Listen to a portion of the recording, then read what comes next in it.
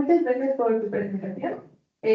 La última ponencia de este bloque está titulada El tema analítico para procedimientos funcionales, con la de experiencia inicial, por investigadora de la Universidad de la Universidad Autónoma de Zacatecas. Buenas tardes, tengan todos ustedes. Mi nombre es Cintia Fabiola Herrera y el día de hoy les voy a presentar el esquema analítico para la caracterización de materiales en el área de forense nuclear.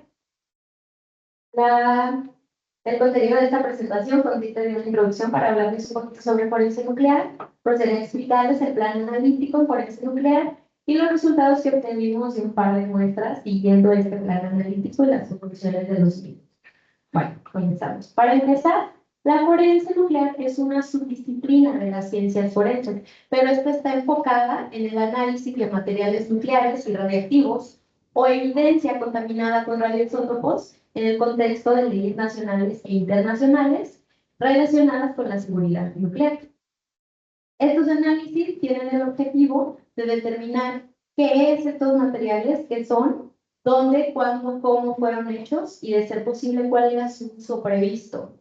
La urgencia de esta subdisciplina surge de una amenaza real a nivel global del uso malintencionado de estos materiales y de que se tiene evidencia de las últimas 3 décadas de tráfico ilícito de este tipo de materiales e inclusive de posesión no regulada de estos materiales.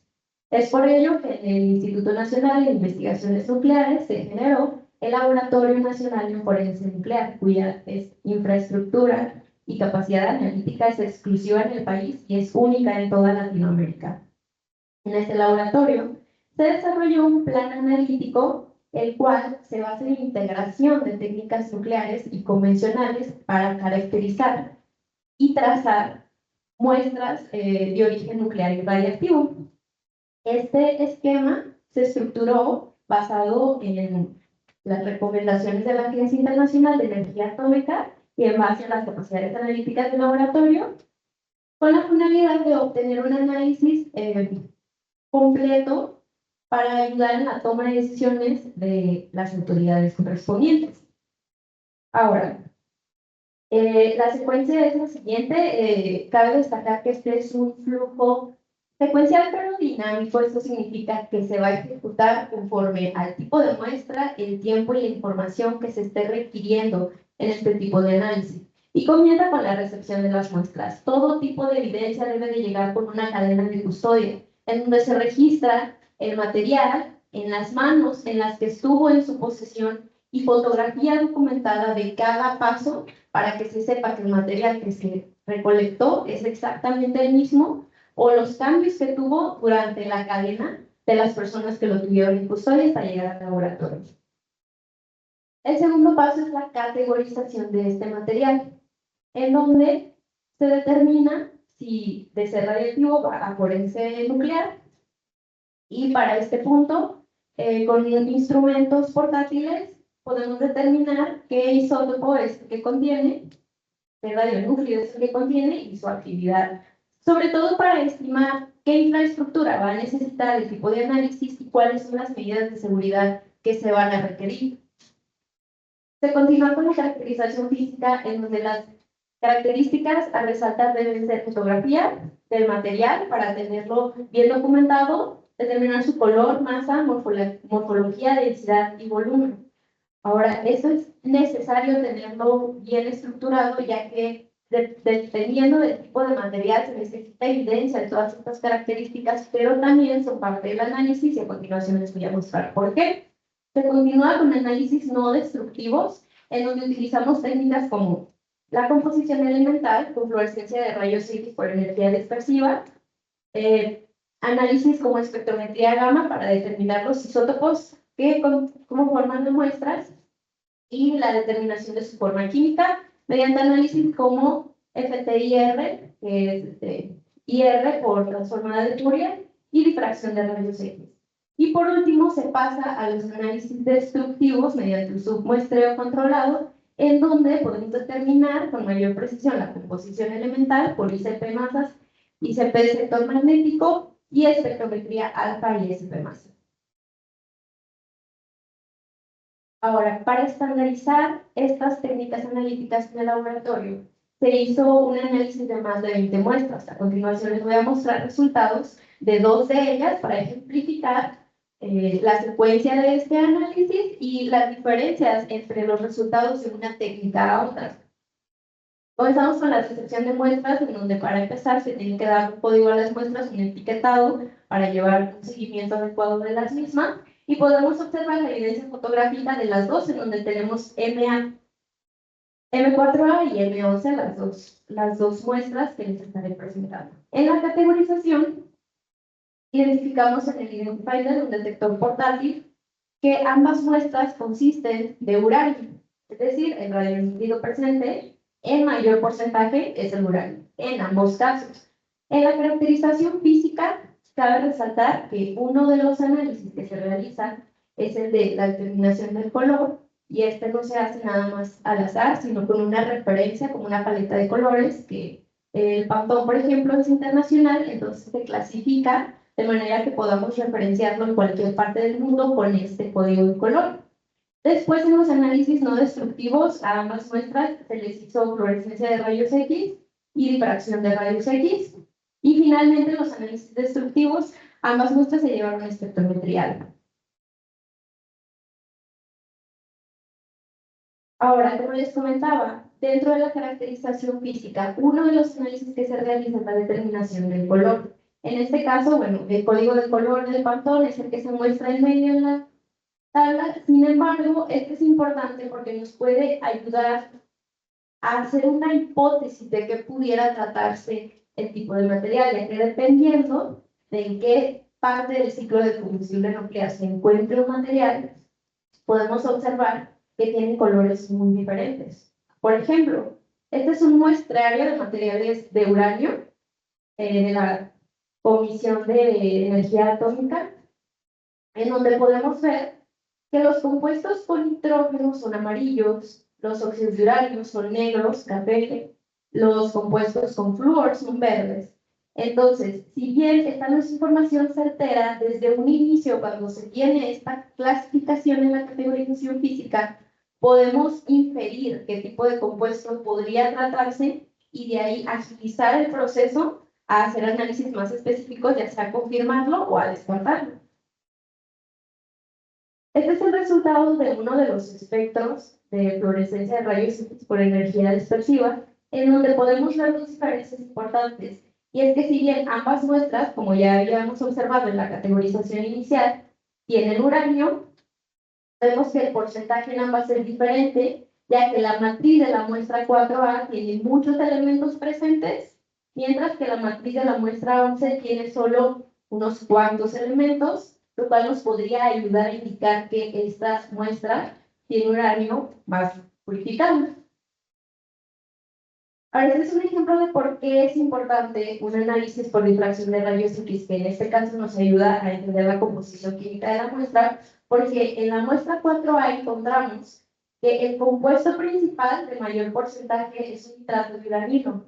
Esto ya lo habíamos hipotetizado por el color. Sin embargo, en ese análisis encontramos que hay otro compuesto de uranio con vanadio. Esto significa que esta podría ser una muestra de dos compuestos de uranio mezclados. Entonces, por ello que es importante caracterizar toda la muestra, porque no solo va a tener una composición específica, o sea, no va a ser estándar para todas. Ahora aquí pasamos de los análisis no destructivos a los destructivos. En este caso, espectrometría gamma a espectrometría alfa, en donde el tiempo es muy importante en este tipo de análisis, y podemos realizar un análisis por espectrometría gamma en un tiempo muy corto, sin destruir la muestra, y podemos obtener la composición isotópica. Porque si bien ya sabíamos por los análisis previos que la muestra contenía uranio, no sabíamos su composición isotópica. Es decir, en este análisis pudimos observar uranio 238 y 235. Sin embargo, con un submuestreo, para realizar espectrometría alfa, pudimos determinar otro isótopo como el uranio 234, y se pueden determinar otros isótopos que no se alcanzan a ver en este tipo de espectrometrías, como el plutonio, por ejemplo, en caso de que la muestra lo contenga. Ahora, esto es importante porque la relación isotópica de las muestras nos puede ayudar a determinar qué tipo de uranio es. El uranio se encuentra en la naturaleza. Entonces, si existe una relación de uranio 235, 238 baja, la relación de uranio natural es de 0.05, menor a 0.05, podemos determinar que este no es uranio enriquecido, es decir, no es un uranio que se produjo para hacer ni combustible nuclear ni bombas nucleares. Sin embargo, esto sí nos puede ayudar a inferir si es mucho menor, que también podría tratarse de uranio depletado, es decir, si se usó en algún momento como combustible nuclear. En este caso, ambas muestras presentaron una relación isotópica de uranio 235-238 muy parecida a la del uranio natural, más baja. Sin embargo, podemos ver que la relación uranio 234-238 es muy diferente en ambos casos, confirmando que son materiales diferentes, con procedencias diferentes, y esta relación nos puede ayudar a determinar dos cosas. Una pudiera ser el origen, porque esta es una relación específica, muy característica de cada mineral. ¿Esto qué significa? Que en cada zona geográfica o en cada mina tenemos una relación muy diferente y esto podría ayudarnos a inferir de dónde proviene el material, pero también nos podría ayudar a determinar de qué parte del ciclo de combustible nuclear viene este material de acuerdo a su procesamiento. Entonces, con ello podemos ver por qué es importante seguir paso a paso el flujo analítico y cómo con cada uno de los estudios podemos obtener una huella digital de estos materiales, de determinar qué características los hacen únicos, cómo los podemos diferenciar entre sí y para qué era el uso que se les tenía previsto a estos materiales. Las conclusiones de esto son que los resultados demuestran que el flujo analítico implementado permite una caracterización sistemática de materiales nucleares y radiactivos, integrando información física, elemental e isotópica. Y en este caso del análisis, aunque ambas muestras presentan una composición isotópica consistente con uranio natural, las diferencias observadas en pureza y concentración evidencian la capacidad del esquema para discriminar materiales aparentemente similares. Esta aproximación fortalece los procesos de atribución y trazabilidad, generar firmas analíticas útiles para inferir rutas de procesamiento y apoyar investigaciones relacionadas con la seguridad física nuclear. Y bueno, eso es todo de mi parte.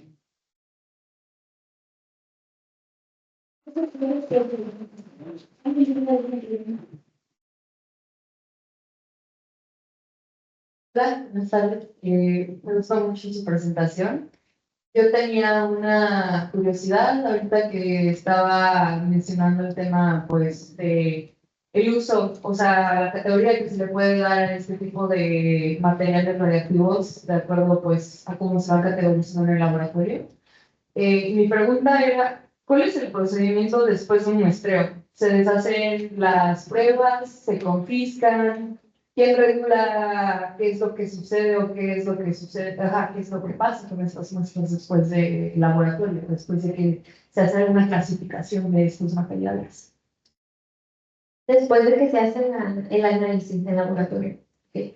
Bueno, los encargados, desde que se recolecta la muestra de cómo va a proceder, es la Comisión Nacional.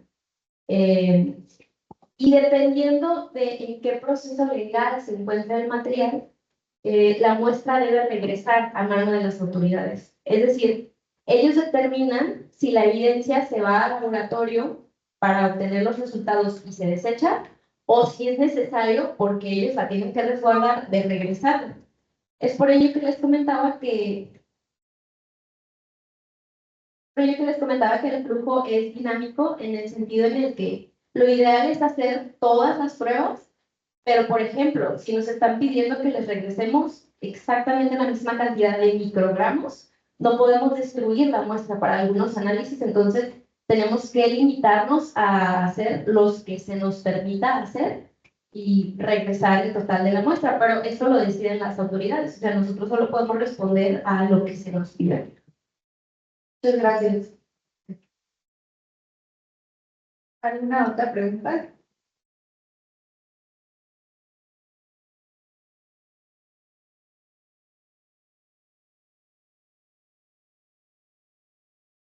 No, de igual forma, muchas felicidades. Es un tema del que no conocía y creo que es muy interesante saber. Mencionabas que es un laboratorio único en América Latina.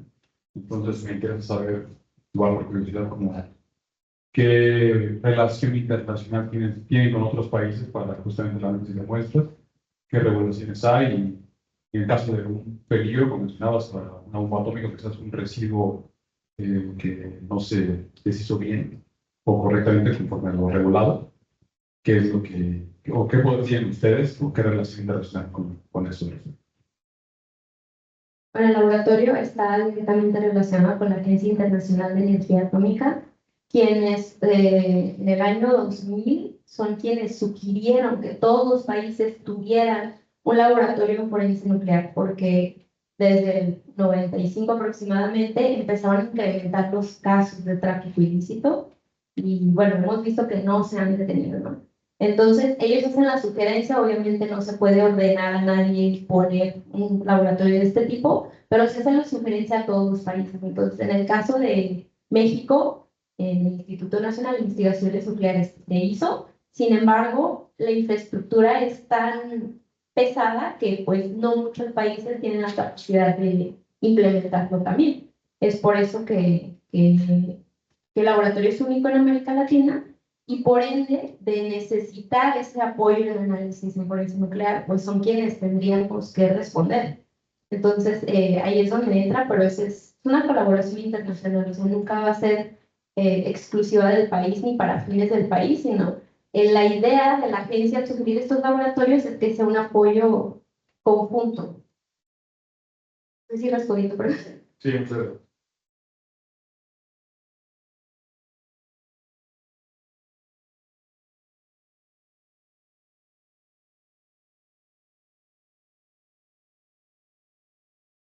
Muy buena presentación. Una pregunta rápida nada más respecto a las técnicas, porque probablemente la técnica alfa y gamma, ¿qué tanto difiere el tiempo entre las dos, los dos métodos? El tiempo de análisis por espectrometría gamma, dependiendo de la actividad de la muestra, puede ser inmediato. Por ejemplo, los detectores portátiles, la mayoría son detectores de emisiones gamma. Entonces, puede ser de inmediato a 1 hora en un equipo más sensible a 24 horas. Entonces, el resultado se puede dar un resultado bastante confiable de actividad, por ejemplo, en un día. Espectrometría gamma, la cuestión es que se necesita destruir la muestra. Entonces, el proceso radioquímico es bastante tardado y dependiendo igual de la actividad de la muestra, el tiempo de detección puede llevar hasta 72 horas. Entonces, es por ello que sí es, para una respuesta rápida, podemos dar el resultado de espectrometría gamma, pero si se requiere de una respuesta más precisa, se tiene que pedir un tiempo de espera de aproximadamente 1 semana. Entonces, es la diferencia entre estos dos. Gracias. Muchas gracias a todos por sus presentaciones. A continuación tendremos 5 minutos para el coffee break.